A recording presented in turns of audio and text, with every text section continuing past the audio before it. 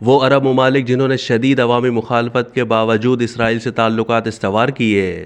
عربوں کی منتشر سیاسی حکمت عملی کی تفصیل۔ 15 ستمبر 2023 کو اس معاہدے کی تیسری سالگرہ منائی گئی، جس کے تحت امریکہ کی کوششوں سے متحدہ عرب امارات اور اسرائیل کے درمیان تعلقات کو معمول پر لانے میں کامیابی حاصل کی گئی تھی۔ اس معاہدے کو ابراہم معاہدہ یعنی ابراہم ایکارڈز کا نام دیا گیا ہے، جو اس وقت امریکی صدر ڈونلڈ ٹرمپ نے 15 ستمبر 2020 کو وائٹ ہاؤس میں منعقدہ ایک تقریب میں اسرائیل اور متحدہ عرب امارات اور بحرین کے درمیان عرب اسرائیلی تعلقات کو معمول پر لانے کے حوالے سے کروایا تھا۔ متحدہ عرب امارات وہ تیسرا عرب ملک ہے جس نے اسرائیل کے ساتھ سفارتی تعلقات قائم کیے ہیں۔ اس سے پہلے مصر نے 1979 میں اور اردن نے 1994 میں اسرائیل کو ایک آزاد اور خود مختار ملک کی حیثیت سے تسلیم کیا تھا۔ 25 سال پہلے تک متحدہ عرب امارات اور اسرائیل میں کسی قسم کے تعلقات نہیں تھے۔ ایک مہینے کے بعد بحرین بھی اسرائیل کے ساتھ تعلقات کے معاہدے میں شامل ہو گیا اور اس کے کچھ عرصے کے بعد سوڈان کی عبوری حکومت نے بھی اعلان کیا کہ وہ اسرائیل کے ساتھ تعلقات معمول پر لانے کی خواہش مند ہے،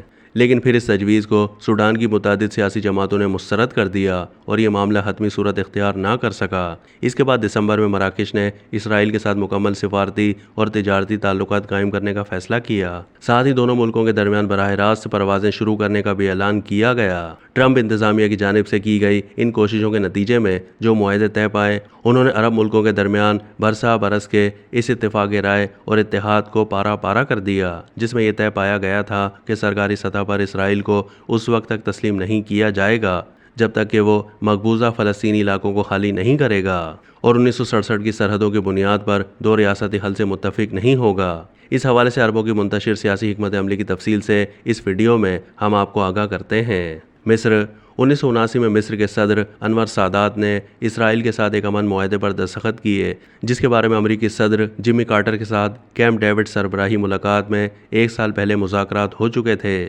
اس معاہدے میں یہ طے پایا تھا کہ اسرائیل جزیرہ نما سینائی کو مصر کے حوالے کر دے گا، جس پر اس نے 6 روزہ عرب اسرائیل جنگ کے دوران قبضہ کر لیا تھا۔ اس کے بدلے میں مصر صہیونی ریاست اسرائیل کو مکمل طور پر تسلیم کرے گا اور اس کے ساتھ مکمل سفارتی تعلقات قائم کرے گا۔ اردن 26 اکتوبر 1994 کو اردن کے شاہ حسین اور اسرائیل کے وزیر اعظم اسحاق رابن نے باقاعدہ طور پر ایک معاہدے پر دستخط کیے۔ اس تقریب میں اس وقت کے امریکی صدر بل کلنٹن بھی بطور گواہ موجود تھے۔ یہ معاہدہ اوسلو امن معاہدے کے 1 سال کے بعد کیا گیا تھا، جو اسرائیل اور فلسطینی تنظیم آزادی یعنی PLO کے درمیان اوسلو میں طے پایا تھا۔ متحدہ عرب امارات 15 ستمبر 2020 کو امریکی صدر ڈونلڈ ٹرمپ کی سرپرستی میں اسرائیلی وزیر اعظم بنجامن نیتن یاہو، بحرین کے وزیر خارجہ عبداللطیف الزیانی اور عرب امارات کے وزیر خارجہ شیخ عبداللہ بن زائد ال نہیان نے معاہدوں پر دستخط کیے۔